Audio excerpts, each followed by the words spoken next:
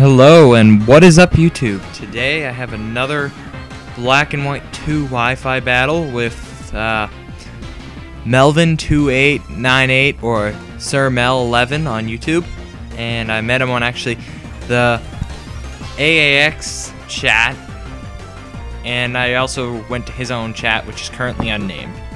So the battle starts, and well, let me just say first, this battle is very, very interesting, and it was all because of something stupid I did.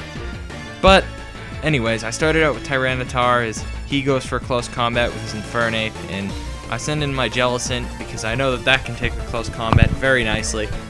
And I figured he'd probably just go for a U-turn, so it's like, yeah, whatever. He goes for a U-turn, does nothing. He goes into his Rotom.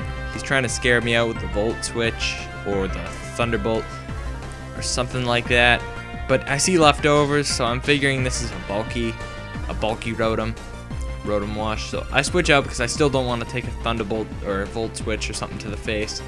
And then I go into the Dragonborn, who is my Latios. Does absolutely nothing, which definitely tells me he's defensive. So he sends out his Hydreigon, and I'm not sure if this thing's scarfed at the moment, so I go into my fluffy stuffed Tyranitar to take probably a Draco Meteor or Draco Meteor, whatever it's called, and he takes it like an absolute champ. And I figured out that he's life orbed, so that's good to know. He's not scarfed, so my Latios should be able to outspeed. Oh, this thing's gonna give me a little trouble. So I set up my rocks, and he sends in the Bronzong, which causes me a lot of trouble. It's a specially defensive variant, and my Fire Blast does absolutely nothing. And I was speechless. I thought it would be at least a 2, maybe 3 with leftovers hit KO. And then this is my misclick. I misclicked to send in Magnezone. I wanted to send in Latios, but I misclicked. And at the end of the match, I am gonna give reasons why since this heavily affected the match. But I'm not going to worry about it right now. I'll explain it at the end. So he goes for another Earthquake because now I make the right move and send Latios in. So I go for a Hidden Power Fire, expecting it to do a little more than the Fire Blast. But it actually does less than the Fire Blast, because it's Hidden Power, probably. He goes for a Toxic, but it really doesn't matter that much. It doesn't faze me. He goes into his Hydreigon, and I just go for a Surf because I figured it would do damage to anything that he switches into. Kinda. I mean, Hidden Power Fire is doing nothing, and I expected him to switch. So, alright, I didn't really want to take anything to the face from this thing, so I just sent Tyranitar as death fodder. But he ends up going for a Dark Pulse, and I do end up living with 25 HP. Because that's how much of a boss Tyranitar is. He takes hits in the face and lives.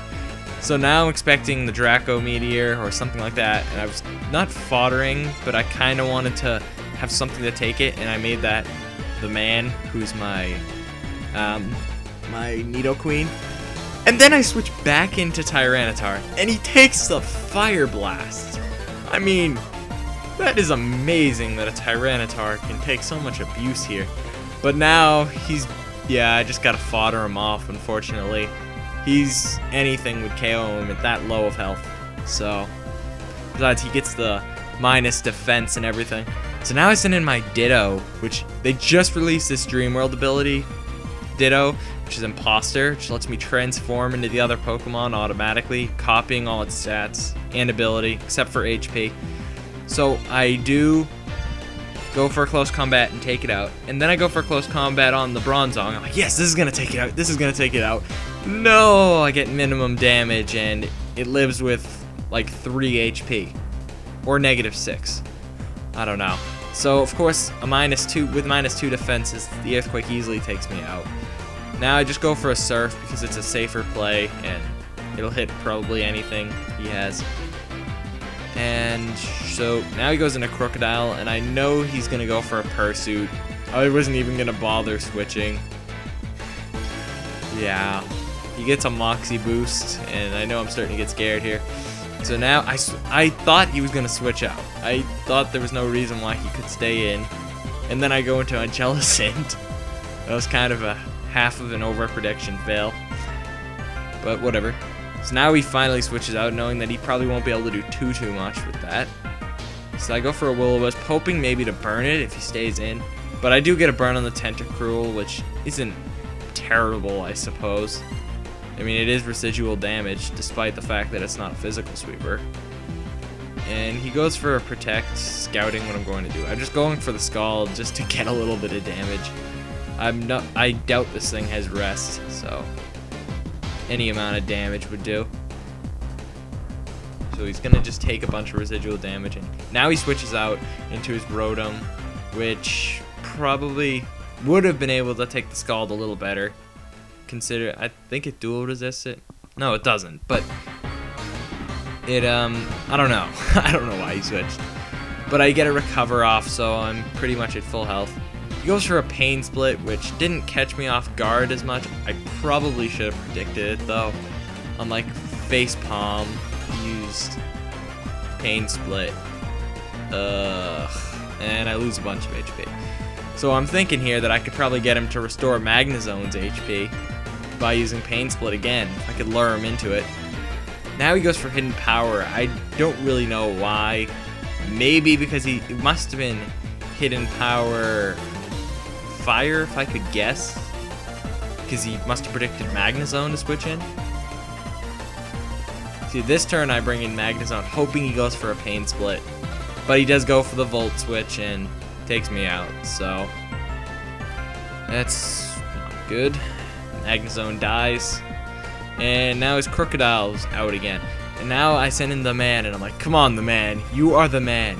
You can take this thing out with an Ice Beam. You are a boss. And go. Oh, it does not take it out with an Ice Beam. See, if this was Nidoking, I think I probably would have been able to take it out with an Ice Beam. Even with the sheer Force Boost. So I'm like, oh, an Earthquake's gonna take me out. Maybe my Jellicent can take 2 Earthquakes. Or 3. But he doesn't take it nearly as well as I like. And he 2-hit KOs me. And now I know the match is over. And that's it. He's gonna take out the man with an Earthquake. And all because of that misclick. And you're gonna wonder why. I'm going to explain it in just a second. So, basically, why was that a misclick? Why did that misclick matter? Well, that, what's it called, Bronzong got an extra turn of leftovers, and as you can see, it lived with like 3 HP that turn.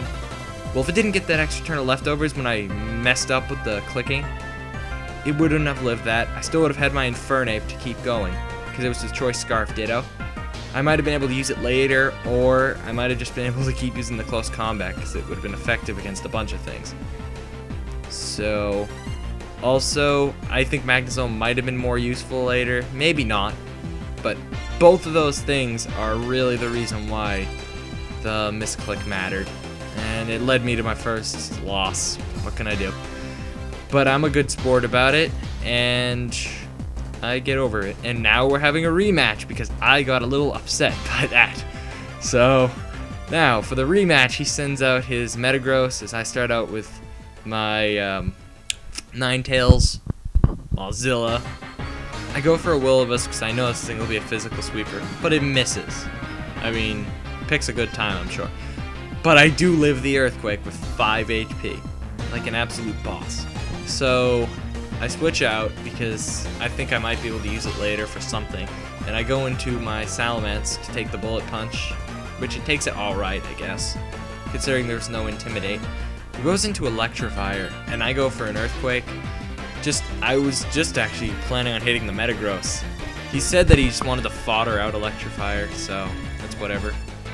I got a Moxie boost, and this is where my Choice Scarf helped me a lot, because I outsped his Jolteon when he was expecting to just KO with a hidden power Ice. See, that's how boss a Choice Scarf is. If you saw my last video, you can see how boss Heatran with a Choice Scarf is too. So he sends in his Gliscor, and I'm just going back out into Mozilla. I'm thinking it's fodder, but he actually goes for a Swords Dance. So I'm like, whoa, I gotta stop this. And he goes for an Earthquake to just take me out, which is fine, I guess, because he doesn't want to die himself, and yeah, that's whatever.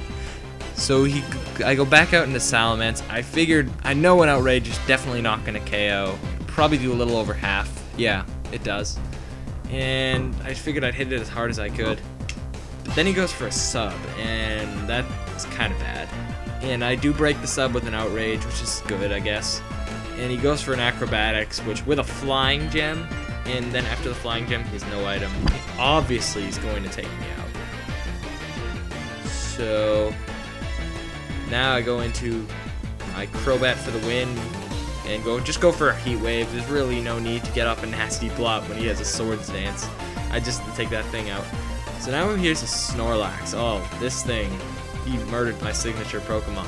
I go for a nasty Pluck, so I'm like, no, there's nothing this thing can do to one-shot me. And then he goes for a Body Slam and gets the Parahax. And you can see that did not go over well for Crobat because he dies. And well, that's whatever. Good job, Snorlax. You killed my favorite Pokemon. So I send in my Donphan and I just go for a knockoff to knock the leftovers off. I gotta admit, Donphan does great with knocking things off.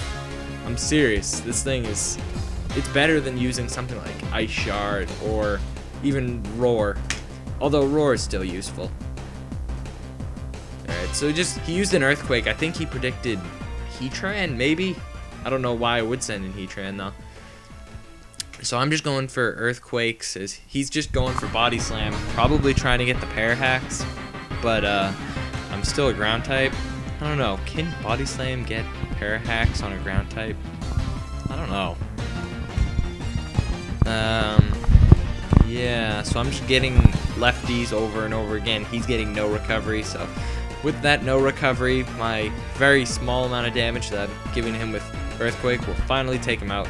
And he sends in his Staraptor, which I was predicting to be banded, if not scarfed. But I think with this damage, it's probably banded because a non-stab close combat took my 252 HP, 252 defense Donphan out. But anyways, I know that I can outspeed with my Venusaur, and by knowing that I can outspeed with Venusaur, I know that he's most likely banded. That was a hidden power fire. I was crossing my fingers that in the sun, in a -1 special defense, plus his poor special defense in general, I could take it out. So I do take Staraptor out, and then he sends in his Metagross, and I go for a Sleep Powder just to ensure that I can get a nice couple of hits off. But of course, after I go for hidden power fire, he wakes up. First turn, wake up. And he goes for an Earthquake, which doesn't do all that much because this is a pretty bulky Venusaur. And he goes for a Bullet Punch in a last-ditch effort to get some damage, but I do take him out with a Hidden Power Fire. So that was a great, both games actually. I just wish I didn't make that misclick in the first game. Melvin 2898 or sirmel11 on YouTube. And yeah, so rate, comment, and subscribe, please. I mean, I'm starting to get some views, but I need to get some more subscribers and maybe some more likes. Put a like if you liked it. Hit the gray box above if you like my videos. Alright, thanks, and peace out.